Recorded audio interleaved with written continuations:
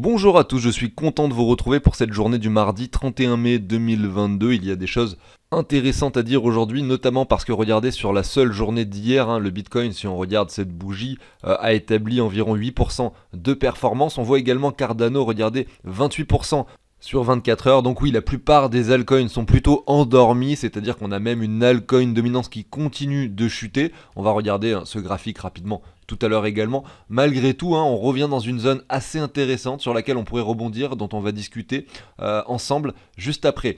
Mis à part finalement Ada Cardano qui performe, comme je le disais, voilà, la plupart des altcoins sont stables, suivent le mouvement du Bitcoin, voire chutent légèrement par rapport au Bitcoin.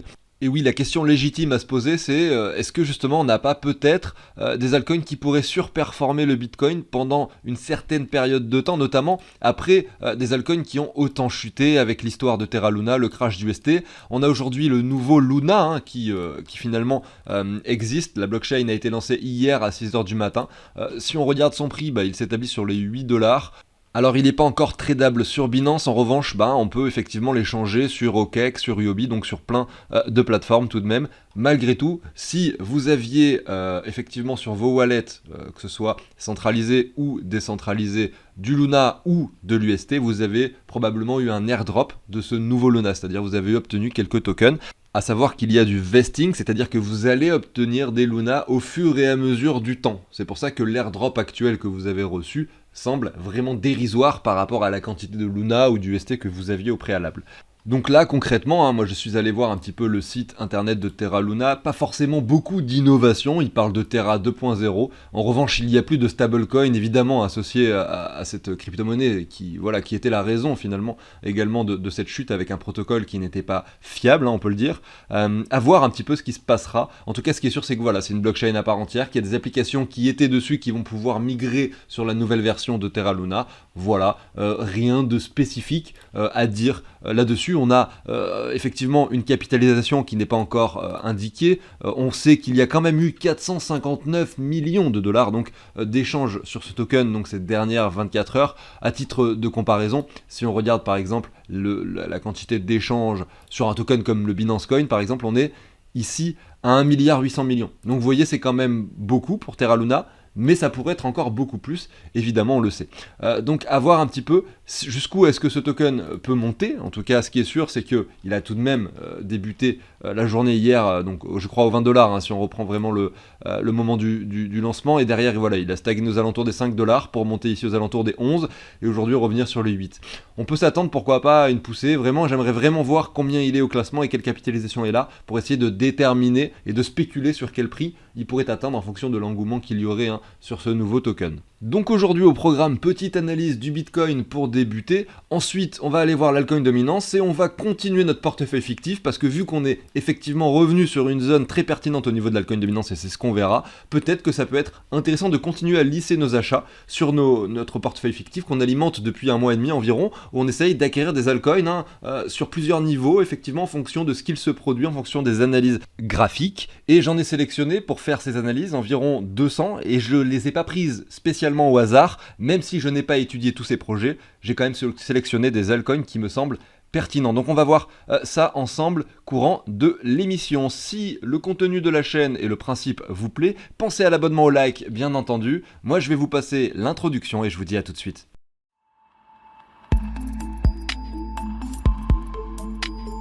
Allez, on débute avec le Bitcoin qui se trouve sur les 31 625 $ exactement à l'heure où je vous parle. Vous avez bien sûr ici un graphique long terme, donc chaque bougie représente une semaine. Si on se met en logarithmique, on peut observer tous les différents cycles que le Bitcoin a eu finalement depuis sa création. Alors là, on était en 2012, on n'a pas tout l'historique, mais quasiment. Et sur le Bitcoin, là, comme ça, depuis 2012, on constate 3 cycles haussiers, où le Bitcoin était donc passé de 5 $ ici à 1000 $, ensuite pour retracer aux 180 $ pour aller toucher les 20 000, pour revenir sur les 3 000 et aller toucher les 67 000. On revient aujourd'hui sur le niveau des 30 000 $. Est-ce que c'est le bottom? On n'en sait rien. Maintenant, si on regarde simplement le RSI, on voit qu'ici on était sur un point bas, ici également, Là, on n'a pas touché la survente, mais vous voyez, on était quand même sur un point bas. Là, on est un peu dans le même contexte finalement que ce contexte-là. Actuellement, on pourrait aller encore chercher des niveaux inférieurs. Malgré tout, on voit qu'on est plutôt sur un point bas au niveau du RSI. Si on regarde ce niveau-là, vous voyez, donc la première fois qu'on avait touché la zone de survente sur le RSI, c'était ici. Donc on avait touché les 313 $, on est quand même allé chercher les 168. Donc on a encore divisé par 2 par la suite, avant d'aller chercher un point haut bien plus important. Ici, pareil, on a touché donc sur le RSI la zone de survente, pareil, on était vraiment sur ce point bas des 3000 $. Également ici, bim, on a touché les 3000 $. Donc là, on revient sur un RSI assez faible. Est-ce que le Bitcoin peut encore diviser par 2? Je ne pense pas, parce que là, on était dans un contexte où la volatilité était beaucoup plus importante que maintenant, où il y avait beaucoup moins d'argent dans le Bitcoin, donc il était forcément beaucoup plus volatile.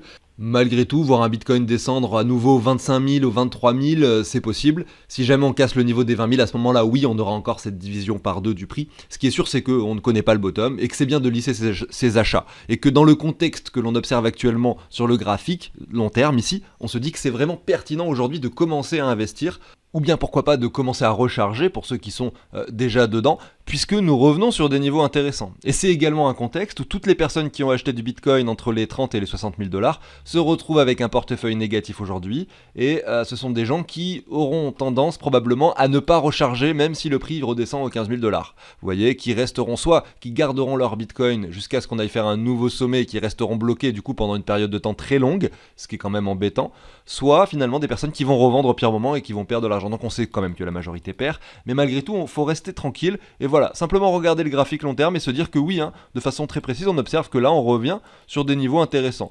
Et si vous pensez aujourd'hui que la blockchain peut résoudre des problèmes dans le secteur par exemple médical, par exemple dans le secteur du cloud décentralisé, donc c'est-à-dire stocker vos données, vos photos et vos documents dans quelque chose qui est complètement décentralisé, non pas dans des serveurs qui appartiennent à des entreprises et qui possèdent vos données, si vous pensez également que ça peut résoudre des problèmes, ou du moins améliorer tout ce qui est chaîne d'approvisionnement, c'est-à-dire la logistique, la préparation de commandes, ça peut aider des grands groupes effectivement probablement à améliorer leur gestion de livraison, et également pour les clients, donc ceux qui vont acheter les produits, connaître et savoir d'où viennent les produits et avoir une traçabilité précise sur ces produits grâce à la blockchain.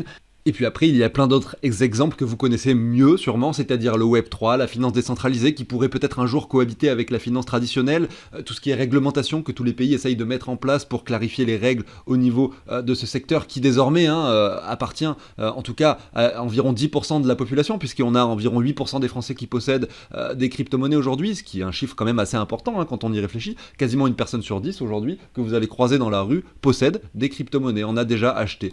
Donc oui, ça pourrait devenir mainstream, c'est-à-dire peut-être attirer plus de 50% de la population dans les années qui viennent. J'ai écouté un podcast sur CryptoToast de la chef marketing de la BNB Chain, c'est-à-dire anciennement la Binance Smart Chain qui aujourd'hui a été renommée la BNB Chain, et elle racontait que effectivement pendant le pic du bull run que l'on a connu récemment, il y avait 2,2 millions d'utilisateurs sur la BNB Chain, sur un pic. C'est-à-dire que c'est des utilisateurs courants qui effectivement effectuaient des transactions. Donc là, on est revenu sur 1 million et quelques, et cette personne-là, elle expliquait que en fonction de tout ce qu'ils sont en train de mettre en place, ils ont un budget de 1 milliard de dollars pour essayer d'attirer le plus de monde possible sur la BNB Chain. Et moi, je me dis qu'effectivement, là, on est vraiment encore sur les débuts de la finance décentralisée, et que leur objectif d'avoir 1 milliard de dollars pour attirer 1 milliard de personnes, c'est leur slogan et leur objectif actuel, eh bien, serait peut-être atteignable un de ces jours. Eux, ils ont espoir que ça arrive dans 2, 3, 4 ans, mais effectivement, ça c'est, selon moi, quand même un projet vraiment très ambitieux. Malgré tout, imaginez que la BNB Chain puisse accueillir 50 millions, voire 100 millions d'utilisateurs, reste quelque chose de possible, selon moi. Et je pense que c'est une blockchain qui peut scaler cela, c'est-à-dire qui peut supporter autant d'utilisateurs. Pourquoi ? Parce qu'elle est semi-décentralisée, on peut dire, ou du moins qu'elle est gérée par des validateurs qui sont prédéfinis à l'avance, ce qui permet de la rendre beaucoup plus scalable. Et je pense vraiment que la BNB Chain peut accueillir un très grand nombre d'utilisateurs tout en restant fonctionnel, contrairement par exemple à Solana, qui est vraiment beaucoup plus décentralisé. Donc il y a également plein d'autres aspects plus intéressants au niveau de la décentralisation, mais qui en revanche, on l'a vu par exemple, si vous avez joué un peu au jeu StepN, moi je vous le dis parce que c'est mon cas et c'est l'exemple que j'ai, eh bien il y a beaucoup de problèmes sur Solana, notamment au niveau des transactions qui ne passent pas, et c'est pas le cas sur la Binance Smart Chain.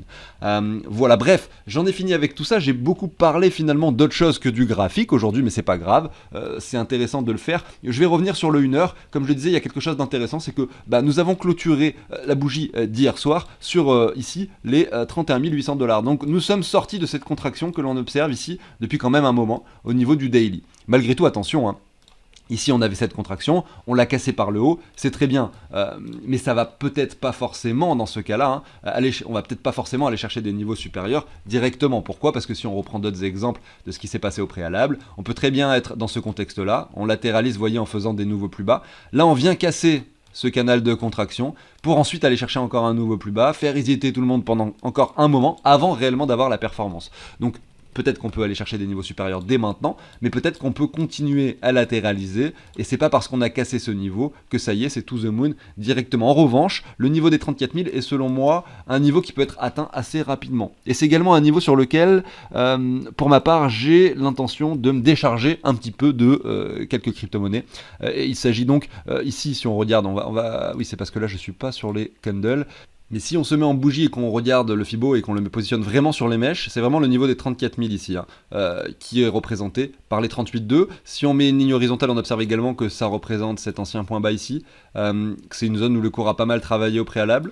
Donc ça reste un bon niveau, et si on y retourne, probablement que je déchargerai un petit peu mon portefeuille, hein, c'est-à-dire que je vendrai probablement quelques cryptos pour me sécuriser un petit peu plus. Et si vous aussi c'est votre cas et que vous avez l'impression de ne pas être assez sécurisé sur votre portefeuille, peut-être que ça peut être une bonne idée. Après tout, si jamais derrière on vient chercher les 60 000, bah effectivement, hein, il faut quand même garder des cryptos et pas vendre tout ce que l'on a aux 34 000 en se disant voilà c'est bon, on repart aux 20 000. Il faut toujours partir du principe qu'on ne sait pas ce qui va se passer, et à partir de là, eh bien, quand on revend ou quand on achète, on ne le fait pas avec tout ce que l'on veut, tout ce que l'on aimerait investir, on ne va pas l'investir sur un seul prix. Tout ce que l'on aimerait revendre, on ne va pas le revendre sur un seul prix. On essaye tout simplement de faire ce qui nous semble mieux pour notre santé psychologique. Si ça vous rassure, par exemple, sur les 34 000, de revenir sur un portefeuille, par exemple, 50% stablecoin, 50% crypto, et que vous allez vous sentir mieux en faisant ça, eh bien faites-le. Et puis ça continue à monter, vous aurez quand même encore 50% de crypto qui vont vous permettre d'avoir quand même des plus-values. Et si ça chute, bah, vous vous sentirez bien parce que vous avez sécurisé, par exemple, 50% de votre portefeuille. Voilà, je donne le chiffre 50-50 pour faire un exemple simple, mais ça peut être n'importe quel autre chiffre, et c'est ça qui permet en fait d'être serein en général dans nos investissements. Et de pas finalement céder à la panique ou céder à l'euphorie non plus. Donc dans un sens comme dans l'autre, c'est mauvais. L'euphorie, c'est aussi mauvais finalement que la panique. Parce que quand on est dans un contexte très bullish, l'euphorie fait que nous pensons à chaque fois que le cours peut aller plus haut. Et donc on prend de plus en plus de risques. Et généralement, l'euphorie fait prendre des risques inconsidérés. Et prendre des risques inconsidérés sur un ATH, c'est très dangereux. La preuve, ici, on revient sur un prix bien plus faible avec des altcoins qui ont perdu 80% de leur valeur. Voilà. Donc là, j'en ai fini avec le Bitcoin et on passe sur les altcoins. On regarde l'altcoin dominance, on voit qu'on était dans un canal haussier, qu'effectivement, hein, là on rentre réellement dans quelque chose de plus bearish. Ce qui est intéressant de constater, c'est que si on reprend finalement sur l'altcoin dominance, on peut très bien se mettre des Fibos, hein, même si c'est un graphique qui représente de nombreux actifs, finalement la psychologie des Fibos est toujours plus ou moins respectée. C'est-à-dire que là, si on reprend cette hausse, donc je vais enlever ces deux lignes basses que j'avais mise, voilà, on regarde simplement le Fibo comme ça, on observe que là, vraiment sur cette mèche, c'est très précis, on est venu chercher les 38,2. Donc c'est probablement pas un hasard non plus, on vient le chercher à 2 reprises avant de remonter, chercher un deuxième sommet. Donc là on commence à former un canal qui est matérialisé par les deux lignes blanches ici. Et ce canal, il est réellement encore mieux matérialisé lorsqu'on vient clôturer à nouveau sur cette ligne. Et avec cette mèche, regardez, on vient à nouveau, donc cette fois-ci si on reprend un Fibo qui prend le sommet ici, on vient à nouveau, on va zoomer un peu, quasiment chercher les 38,2, même si c'est pas parfaitement le cas. Si ensuite on reprend le Fibo et qu'on récupère la hausse donc jusqu'au sommet, au niveau de l'altcoin dominance, on voit que ce niveau sur lequel nous avons résisté et ensuite une sorte de petite performance à cet endroit-là, eh bien c'était pile poil le niveau des 23,6. Donc il ne faut pas nier le fait que les Fibo, ça reste quelque chose d'intéressant à observer. Derrière, qu'est-ce qu'il y a ? Eh bien on peut prendre un Fibo de prolongation, c'est-à-dire qu'on va reprendre cette baisse-là, vous voyez, cette baisse-là entre ce point haut du 10 janvier et ce point bas du 28 février. On va la reporter sur ce niveau-là. Et on observe que là, qu'est-ce qui s'est passé ? Au niveau de cette baisse, nous avons établi un AB égale CD. Donc AB égale CD, ça veut simplement dire qu'on reprend cette baisse-là, on la copie, on la colle, on la duplique sur ce sommet-ci, vous voyez, et on a fait 100% de performance. C'est-à-dire qu'on a eu une baisse et exactement la même baisse par la suite, vous voyez. Donc ça, c'est intéressant et c'est forcément un niveau où on pourrait résister. On pourrait très bien redescendre jusqu'au 123,6, donc aller chercher vraiment cette zone rouge que j'ai dessinée, hein, qui représente ce fort point de support, et derrière avoir pourquoi pas un rebond qui vienne chercher cette ligne, puisque maintenant que nous sommes sortis de ce canal, on peut très bien le retester ici. Donc à voir un peu ce qu'il va se passer, mais si on a une petite alt season, hein, qui dure un mois ou deux, ça pourrait nous permettre effectivement d'avoir des altcoins qui performent par rapport au Bitcoin, et donc de pouvoir, si jamais vous pensez qu'on est reparti dans un contexte baissier plus long terme, de pouvoir pourquoi pas à nouveau sortir si jamais vous n'êtes pas suffisamment sorti du marché pendant le bull run précédent que l'on a connu en 2021. En attendant, ce qui est sûr, c'est que là, on est sur des niveaux pertinents au niveau de l'altcoin dominance, qu'on peut encore retracer, mais malgré tout, lisser des achats, finalement, depuis ce point de résistance et sur cette continuation baissière, c'est selon moi intéressant. Et c'est ce qu'on fait ici sur la chaîne. On a un portefeuille fictif que l'on a créé il y a un mois et demi. On avait 2400 $ à investir. On n'a plus que 2000 $ puisque on est en perte, hein. Les altcoins, les cryptos ne font que descendre, hein, depuis ce dernier mois. Malgré tout, voilà, on a moins 14% de performance avec des cryptos qui ont plutôt pris moins 50, moins 60%. Donc c'est plutôt bien, puisqu'on a lissé des achats. Au fur et à mesure que ça baisse, on continue à racheter. C'est ça qui est intéressant. On a analysé, excusez-moi, de nombreuses crypto-monnaies, et la dernière que nous avons fait, c'était IGLD. Donc sur ce tableau que vous avez à l'écran, que j'ai créé, en fait, on ajoute simplement nos cryptos que l'on veut acheter. Par exemple, ici, je peux mettre, Hero de Meta Hero, hein, c'est vraiment pour l'exemple. Vous allez voir, le prix s'affiche automatiquement en dollars et en euros. C'est le principe de ce tableau, c'est qu'il y a un programme informatique derrière qui permet de récupérer les prix. Ici, ça vous dit solde nul, effectivement. Je viens d'ajouter Hero, donc il s'est mis ici également. Je vais dire, par exemple, j'en ai 5. Voilà, donc ici, solde nul ne s'affiche plus, ça vous dit simplement, voilà, vous avez rentré une quantité, et derrière, vous savez que vous avez 5 Hero, que ça vaut, bon, 0 $, parce que 5, c'est vraiment pas beaucoup, il faudrait mettre plein de... Alors, de virgule, voilà, ça fait 0,1 $, mais bref, peu importe. Donc, ce que vous avez ici, c'est que vous connaissez la quantité des Hero que vous avez en dollars, en euros, le pourcentage que ça représente par rapport au portefeuille, etc. Et donc, c'est comme ça que ça fonctionne. C'est assez intéressant. Si vous souhaitez en savoir plus sur cet outil, pour cela, vous pouvez aller sous la vidéo du jour, dans la description. Il y a un lien où vous allez tomber sur une vidéo où j'explique beaucoup mieux cet outil qu'aujourd'hui, hein, parce que là, j'ai vraiment expliqué rapidement. Et vous avez également un autre lien qui vous amène sur le site de CryptoOrganize où vous pouvez effectuer une donation pour obtenir cet outil d'investissement qui s'utilise sur Google Sheet. Voilà. Allez, c'est parti, on va continuer avec l'analyse des cryptos. On était allé jusqu'à IGLD. Donc, comme je le disais, on a une stratégie qu'on a établie ensemble.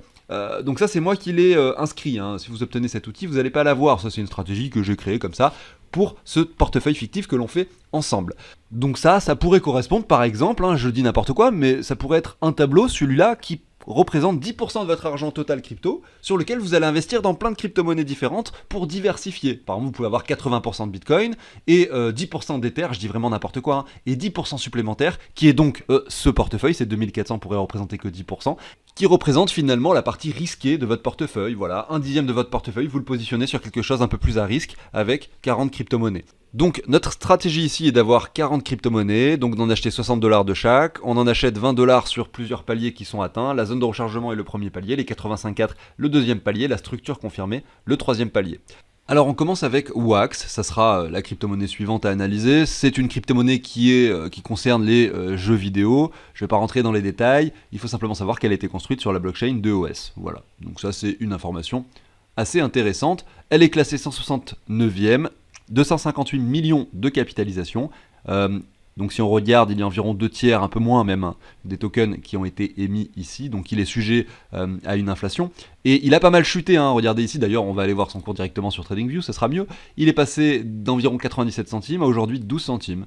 Donc on revient sur des niveaux assez faibles. Et si on regarde cette partie où effectivement il avait stabilisé pendant toute la phase de bear market de 2019, on voit qu'on est revenu tester finalement ces anciens points. Donc on va se mettre une ligne horizontale comme ça. Ça c'est quelque chose de pertinent, on aime bien ce genre de retour, hein. Voilà, ces anciens points hauts, vous voyez. Là ici c'est toute une partie où nous avions travaillé en dessous de cette zone de prix ici en 2019. Et on voit qu'on est venu la retester sur ces deux mèches ici aux alentours des 8 centimes. Que là maintenant on s'établit sur le prix des 12,6 centimes. Si on reprend du coup toute la hausse, donc je vais là c'est vrai qu'il y a beaucoup de volatilité, donc c'est assez compliqué de placer un Fibo. On pourrait presque se mettre en logarithmique, mais bon on va pas le faire. On arrive quand même à le faire comme ça, hein. Regardez, hop, je prends le sommet. Donc effectivement, on a dit, premier niveau d'investissement, la zone de rechargement. Donc là, tant mieux, on n'a pas investi dans cette zone, puisqu'on fait cette analyse plus tard, et on est déjà plus bas. Donc on a notre premier palier d'investissement qui a été atteint. Voilà. Le deuxième niveau sur lequel on souhaitait investir, c'est donc les 85,4. On voit que le prix actuellement est en dessous des 85,4, qui se situe aux 17 centimes.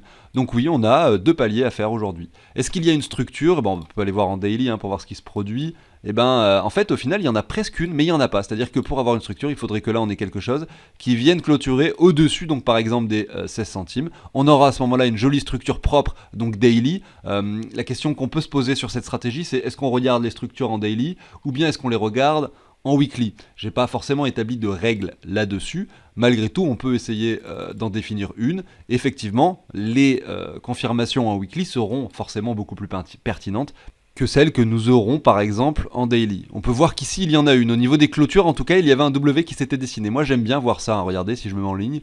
Là on avait un W weekly qui s'était dessiné. Derrière, voilà, ça s'est traduit par une hausse. Mais c'est bien, je pense, d'attendre effectivement ces confirmations weekly. Je vais le rajouter sur ma stratégie.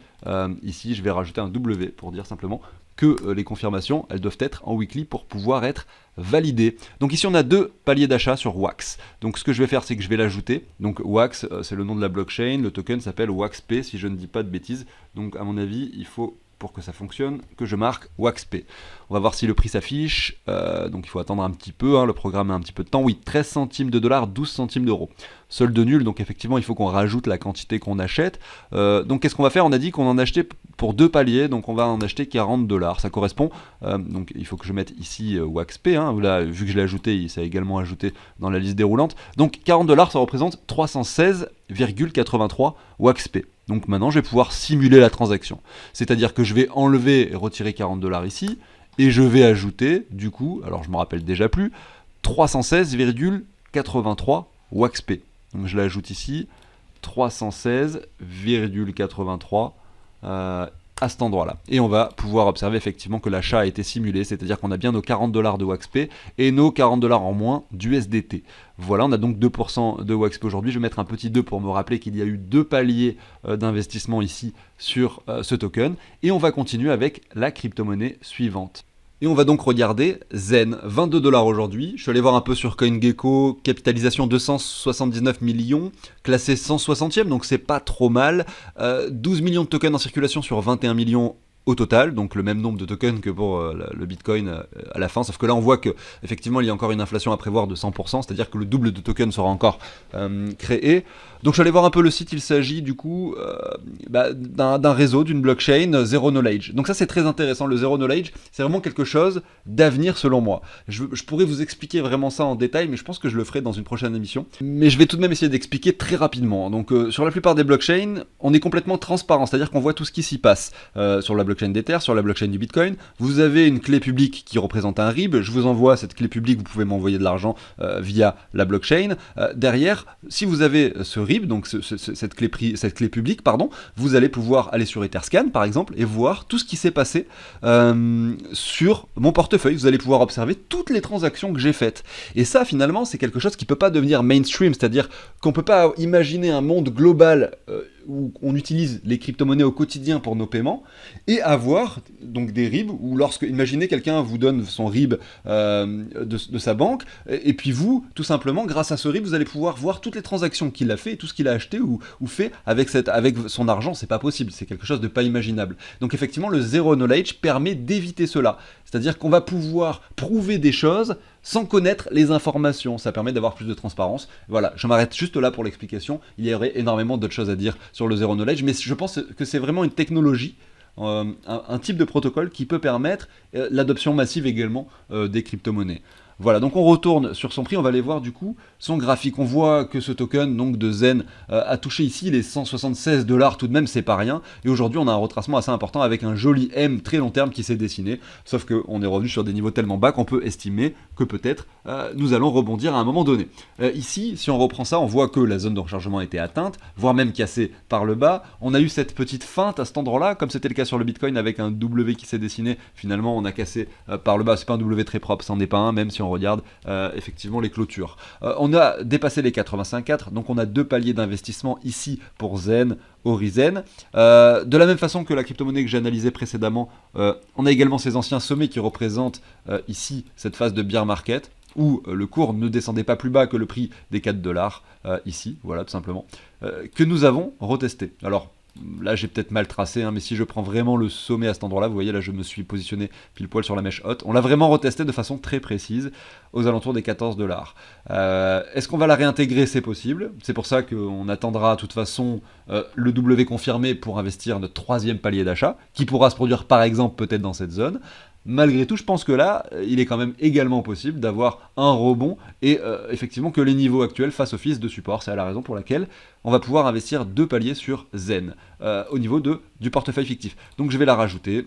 Je vais faire ça plus rapidement que tout à l'heure. On a donc 40 $, ça représente 1,78 Zen. Je vais pouvoir tout simplement supprimer mes 40 $ ici. Je simule la transaction. Je rajoute du coup, comme je le disais, je m'en rappelle comme tout à l'heure déjà plus, 1,78 Zen. Donc 1,78. Voilà. Et voilà, j'ai simulé ma transaction, notre portefeuille possède désormais 1160 $ restant pour investir, hein, donc au niveau des cryptos, il y a eu un seul palier ou 2 paliers, il y a encore quand même pas mal d'argent à investir puisque on a 3 paliers à mettre sur chacune d'entre elles. Si on regarde la totalité des cryptos que l'on a achetés, ici il y en a 33. Il y en a 33 et on va aller jusqu'à 40, il en reste plus que 7 pour que ce portefeuille soit complet. Derrière, il faudra juste attendre des structures pour mettre les troisièmes paliers sur celles qui dessineront effectivement ces structures. Peut-être que parmi toutes ces crypto-monnaies, ces 40 là, il y en a peut-être 20 qui ne vont pas performer du tout, hein, c'est possible. Mais là, c'est pour ça, on prend des risques sur 10% du portefeuille total, c'est ce que j'expliquais tout à l'heure, tout simplement en essayant d'acquérir pas mal de cryptos, et peut-être que certaines d'entre elles feront x10, x20, x50, x100, et d'autres ne performeront pas. C'est un peu l'idée, c'est ça qui est intéressant de faire, je trouve, et c'est intéressant également d'aller s'intéresser à ces différents projets, puisque quand on investit dans quelque chose, on aime bien quand même essayer de savoir de quoi il s'agit et à quoi ça sert. Et c'est ce que j'essaye également de faire un peu sur la chaîne, même si je rentre pas forcément en profondeur, on n'a pas le temps d'aller voir les détails, les roadmaps, les tokenomics de chaque projet, vous pouvez le comprendre. J'arrive maintenant sur la fin de l'émission, j'espère que cette dernière vous a plu, n'hésitez pas à vous abonner, à liker si c'est le cas. Je vous souhaite à tous une excellente journée, je vous dis probablement à demain ou après-demain sur la chaîne. Salut tout le monde!